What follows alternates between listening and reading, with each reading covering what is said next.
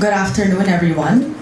To my esteemed colleagues, let's also recognize our Governor, Governor Toto Defensor, our beautiful Vice Governor, Vice Governor Lian De Buque, our department heads, officers and employees of the Capitol, media personnel, and all other guests who have graced us with their presence. Salamat gid and a blessed good afternoon. So una sa tanan, gusto ko gid magpasalamat sa akin ng mga pumuluyo sa Primer Distrito. Amo dya ang pinakauna, primero na beses na pag-intra ko sa serbisyo publiko, kag nabatsyagan ko gid na sobra-sobra ang anda pagpalangga kanakon. I was fortunate and blessed to be elected as the senior board member of the 15th Sangguniang Panlalawigan. Sa tuod lang, wala man dyan sa ambisyon ko. Wala man sa ambisyon ko na maging senior board member kay baguhanan pa man lang ako. Kagbalaan ko na duro pa ko kinahanglan matunan, kag duro pa ko gusto na matunan. But nevertheless, I take pride sa kumpiyansa kapag sarig kang akin ng mga pumuluyo, and for that, salamat gid, Primer Distrito. Hindi man lingod sa tanan na ang pamilya ko sa serbisyo publiko. Wala pa ko nabunag sa kalibutan. Si lula ko, si lulo ko, si tatay kag si nanay, they are all in government. Pati ang mga ginikanan ko sa Leyte, sa side ni nanay ko, they are also in business or public service. So bisan diin ako mag-adto, daw ginapabulitan, ginapalibutan gid ako ka mga public servants. And if I were to be completely honest, kang kano, hindi man ako desidido to be in public service and to be with the government. Nakita ko man paagi kay nanay, kag kay tatay, na budlay gid ang anda obra kag kapoy man. But on the bright side, I also saw how rewarding and fulfilling it was to be in public service. You go home tired, but you go home happy.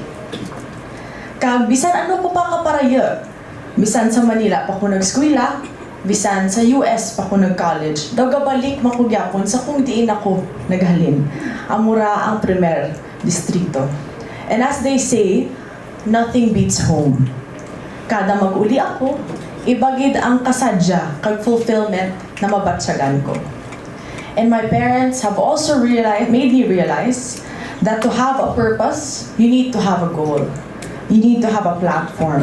And in public service, there's no cap. There's no maximum.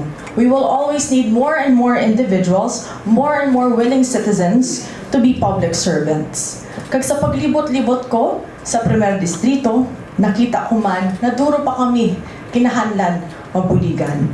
And together with my parents, imaw kay nanay, imaw kay tatay, I wanted to be a helping hand. But more importantly, I didn't want to simply inherit a role. I wanted to earn it. And I believed that if I were to lead, I must first prepare myself, understand the weight of governance, and develop the skills to serve effectively. Amura ka nag-college ko, I chose to study economics and finance to understand how systems work and how resources can shape lives. I also studied the law in order to know not just the rules, but more importantly, the rights, responsibilities, and justice that our people deserve. So I came into public service not by choice, but through preparation. Kag after kang oath-taking kagabi, nag-uli ko sa balay, gamuni-muni ko sa kwarto ko. Gapanungdum gid ko, ano ang balon ko ay handrumaan man. Tapos nakita ko ang daw picture frame sa kwarto ko, na I think ning pa-frame nanda ni nanay, nanda ni tatay kang bata ko. And it had the meaning of my name. On one half of the frame, it says, Rika as a peaceful ruler. And on the other half, it says, Jane, God is gracious. And under each description, there's a paragraph describing peaceful ruler, describing God is gracious. And after reading that mini picture frame, daw nagka-zing moment ako, like aha moment, as to what kind of leader I want to be. So Rika, peaceful ruler. But for me, peace is not just the absence of conflict. To me, peace means balance, it means harmony, it means listening before speaking, understanding before judging, and seeking unity where others might sow division. And I have always believed that the quiet strength behind true leadership is sincerity. It is the courage to be honest, not just with others, but more importantly, with ourselves. And as a public servant, I will never promise what I cannot deliver, but I will always strive to deliver what I promise. And that is my commitment sa akin mga pumuluyo sa Primer Distrito. And I am confident that within the four corners of this session hall, we will all work together as a team. We will tackle issues in depth. We will offer adequate solutions for the betterment of every Ilonggo. And despite political differences or respective affiliations, we will stand united, working together with one purpose, which is to serve at the will of the people of the province of Iloilo. Kag pormigid ako, gina-remind ni nanay kag ni tatay to always stay grounded, always stay focused, and make a difference.